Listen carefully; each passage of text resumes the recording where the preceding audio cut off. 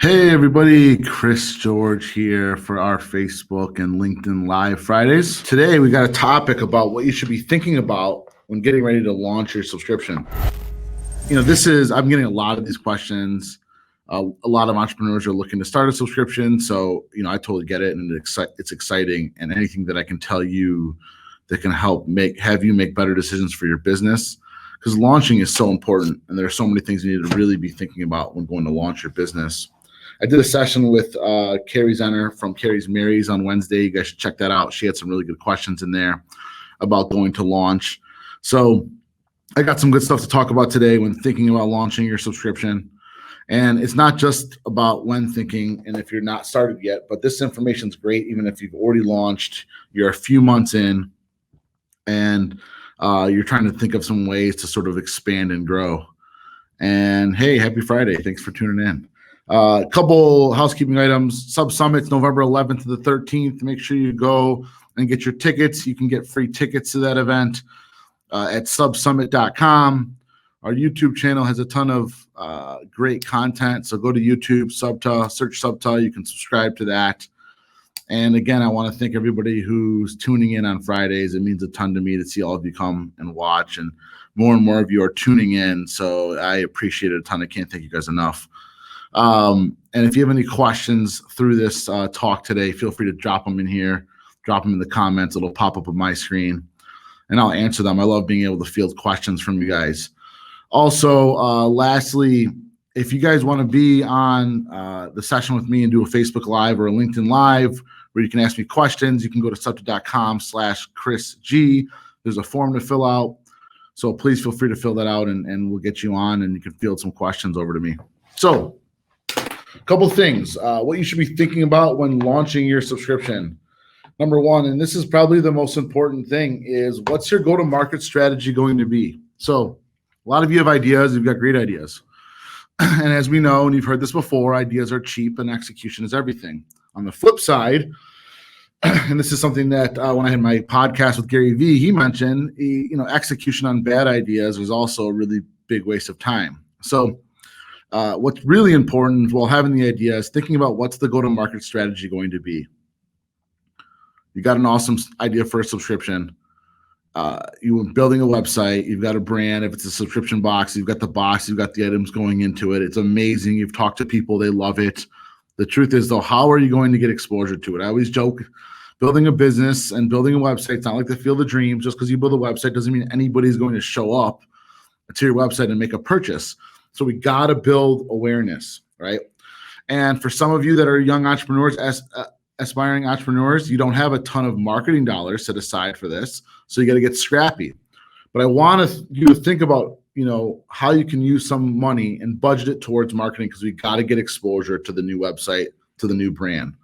But my initial tips right off the rip, things that you need to do and be thinking about when launching your new subscription. One, you got to get in a bunch of hands of influencers. Now, I'm not saying you need to go hire an influencer and pay them 20 grand for a post or 10 grand for a post. Look for the micro influencers. Look for the ones that haven't quite gotten to the point where they think they're worth way more than they actually are. What you need is social proof. You need people using your hashtags. So if you can find micro influencers, 5, 10, 20,000 subscribers, getting 100, 300, 400 likes on a post, YouTube reviewers that have maybe 1,000 or 2,000 subscribers, getting 100, 200, 300, 400 views on a post, get them the product for free. Let them review it. Most of theyese folks will do it for free, or they'll do it for a really, really low price. And the point of this is there's dual value to this. It's not just, they're going to post, somebody's going to see it, and maybe they're going to make a purchase, but you got content that these influencers are now putting together for you. If you get a bunch of influencers that do a review on your product and you got 10 videos of it, you can now put a video collage together of those 10 reviews and use that for a Facebook ad or a social media ad, social proof. You get all the pictures of social media influencers are posting about your product from Instagram. You make a collage out of that. You have that streaming into your website, showing actual users using the product. This can make for really good brand awareness at a very, very low cost. And you have to get the mentality out of your head of like, the product cost me $30. I don't want to just give those away for free. I'd rather offer a discount. one thing you got to keep in mind with all subscription businesses is you're more than likely going to spend more to acquire the customer than they're going to spend on their first purchase with you. Now, that's not across the board and all, for all marketing, but for the most part, that's going to be the case. Where do you come in? When that consumer renews once, and then they renew twice, and they renew 3 times, and they renew 4 times. That's where you start to build LTV. That's where you start to see the profitability, and you start to see the dividends that get paid for a subscriber that you maybe paid more for than they paid on their initial purchase. This isn't typical e-commerce. We're not running ads where we're going to spend $100 and we need to get $300 in purchases.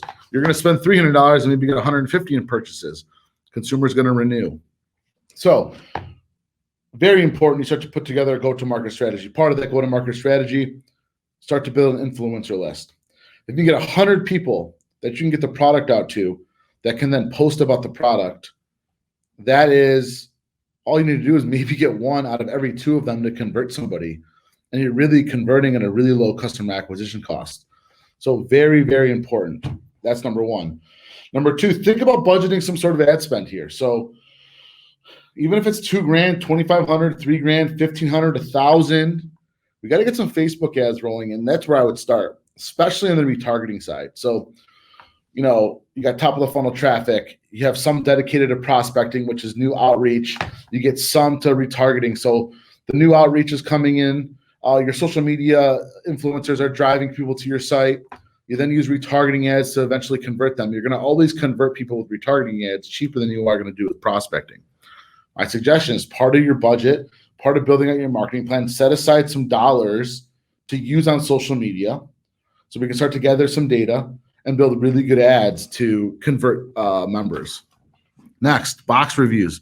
You got to get on mysubscriptionaddiction.com. Here is SubBoxes, Hello Subscription. These are all sites that do reviews on subscriptions. If you're not on there, it doesn't make any sense. You need to be on there. These are experts. These are people that have a huge following specific to direct-to-consumer subscriptions, and they should be reviewing your product. And make sure that you're giving them a good affiliate referral fee. I mean, they're going to drive subscribers for you. And that leads to the next part. Put together an affiliate program. There are tons of softwares out there that are inexpensive to start to help you build an affiliate program where you get affiliate links. You can give them to the YouTube subscriber, or the YouTube influencers, so that you can track how many new subscribers that they're getting you. A lot of these affiliate companies also have a marketplace where like you can do searches for people that may want to work with you. I think one of the biggest flaws a lot of early stage businesses make, again, is they don't pay enough to get the new subscriber. They think, well, if my subscription's $30 a month, I don't want to spend more than $5 or $10 to get a new subscriber. Like, it's just not right. I mean, the data's shown it. I've been doing this for 7 years. I've talked to so many leaders in the space. Even if you had to spend 20 to 30 to get a customer that's going to spend 30 with you, you absolutely should do it. The renewals is what's going to come in and going to bring you your profitability and bring you your value. So very, very, very important. Little things to think about. What's your exit intent strategy look like? How are you acquiring email addresses?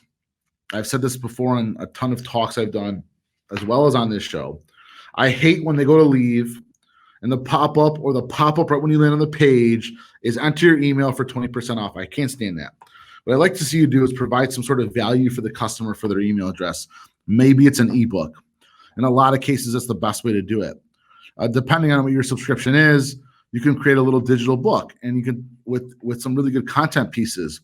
For example, maybe you have a kid subscription box or a kid subscription. You have an ebook that's like 10 things to do with your kids during the pandemic. Enter your email address to download this guide.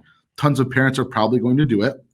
You're now going to have their email address, and you get to put them into an email flow where you send them one email, more about your product. The first email comes with that ebook, then another email about your product, then an email with an offer to sign up with a discount. That's the way to really do it. Give the consumer something of value in return for their email address so they're motivated to do it. They can find 20% coupon codes all over the place just by checking, Google searching coupon codes like for your business. They're going to find something. So the exit intent, when using it for an email address for just a percentage off, I don't love. But I do like it when you can give the person something of value. Next, one important piece with starting a business and part of your go-to-market strategy is, thinking about customer service. And this is like post, it could be pre-purchase too, but customer service is so important, right? And I think some of us, we don't know how important it is. An email comes in and we think that it's okay to wait 24 hours to respond. It's absolutely not. If you're a new business, you should be responding in 5 minutes, 10 minutes. Should be a company policy during normal business hours that you respond as quickly as possible. Consumers recognize this. It's very, very important, and especially when you're starting out. If they got a question, you want to answer it right away, because at that moment, they're thinking about making a purchase. And if you wait 24 hours, they might have found somewhere else to buy something, and they might have definitely lost interest in your brand. So thinking about customer service as part of this go-to-market strategies, our customer service is going to be 10 minutes from the hours of 9 to 6 p.m., and then after hours, maybe it's a little bit longer. But if you're a young entrepreneur, I remember when I started Gentleman's Box, if an email came in at Sunday at 10 p.m., I was answering it by 10:10. It came to my phone. Didn't matter what I was doing, I was responding to it. So very important, very important. On your go-to-market strategy, thinking about content. Content is king right now. Whatever your field is, whatever your subscription is, build content around that. Position yourself as an expert. It doesn't matter if you go on Facebook, you make a YouTube video and you get 1 view. 1 view is going to turn into 2. 2 is going to turn into 10. 10 is going to turn into 50 and 100 and so on. And it doesn't happen overnight. You got to have patience.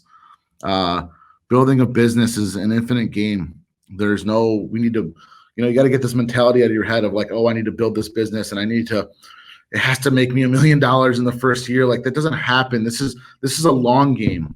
And you've got to be building towards, you got to know that it's a long game, meaning you got to have patience, and it takes time, and there isn't overnight success. All of these businesses, the greatest businesses you've ever seen, have taken years and years and years to build. Being consistent and understanding that it takes time is so vital to the growth of your business. If you're there to try to make a quick dollar, then you're just not going to be successful. So content that comes in many forms. It comes in writing, it comes in video, going on Facebook and making sure that when somebody comments on one of your pictures that you comment right back and thanking them. Another really good go-to-market strategy is, block off a half hour of your day to just go on social media and comment on people's pictures that you think would fit your product. I'll give you an example. Let's say that your brand is a jewelry brand, and you have a subscription where you deliver jewelry every single month. Well, you're on Instagram, you find a picture of somebody that fits the demographic of what you sell, and you just comment. Not about coming to your page and buying jewelry. Just love your outfit. What a beautiful picture. I've been there. This is building awareness to what you're doing. People see that, right? They're going to say, who's this? They're going to click on it. They're going to get to your page. Maybe they follow. Maybe they go to your website, and maybe they make a purchase. Those are really good things. And what's important is like just making sure that you list out this strategy and then you do it and you execute on it. I see too many meetings where you talk about all these great ideas and then nobody takes ownership of doing it, and everybody's rah-rah in the meeting. You leave the meeting and nobody's really taking the task to get the job done. Put timelines, add it to your calendar, be strategic, and set aside time to do all these things. Influencers, you're on social media, you got some Facebook ads running, you're getting an email list, you got them in a drip series, all this adds up and starts to snowball. It's going to drive awareness to your brand, and the go-to-market strategy is so important. So I'm really encouraging all of you that are looking to get started, put that together, review it, and put a plan in place so that you can start getting subscribers. So yeah, that's my biggest tip, for today, is I want you guys to put together a go-to-market strategy no matter what you're doing. And I had some other thoughts. I don't know why I'm blanking here for a second. I just went on a rant on the strategy there. But other thing too, just like in general, this is something that I get passionate about talking about is when starting your business, like, have a real reason why. I just hate this idea that you want to start a business to make money. We started the best business that we put together was the one that we built because we weren't thinking about how much money we're going to make off it. Find something you really love. And right now, I think for a lot of entrepreneurs, they're looking on social media and they're seeing that entrepreneurship is so cool. Entrepreneurship's hard. And if you're looking to launch a brand, and I'm not trying to discourage you, I just want to be realistic and make sure that you're self-aware. Building a business is very, very hard. You're a firefighter all day, and you got to put out fires. And when there's an issue, it comes to you. When there's a customer service issue, it comes to you. When there's an employee issue, it comes to you. And if you're building a business and you want to be an entrepreneur, do something you love with some sort of goal, whether that's a change to the world, helping make the world a better place, helping a certain demographic of people with something, right? Those are the businesses that have the most success. Also, just being self-aware that this is what you really want to do, right? And then you're not doing it because you think being an entrepreneur is going to guarantee you a bunch of money. You're going to be rich because you're an entrepreneur, because you see all these social media posts of people driving Lamborghinis. And, you know, the fifth person that started at Instagram or Facebook makes 100 times more money than probably 99% of the entrepreneurs. So think about that.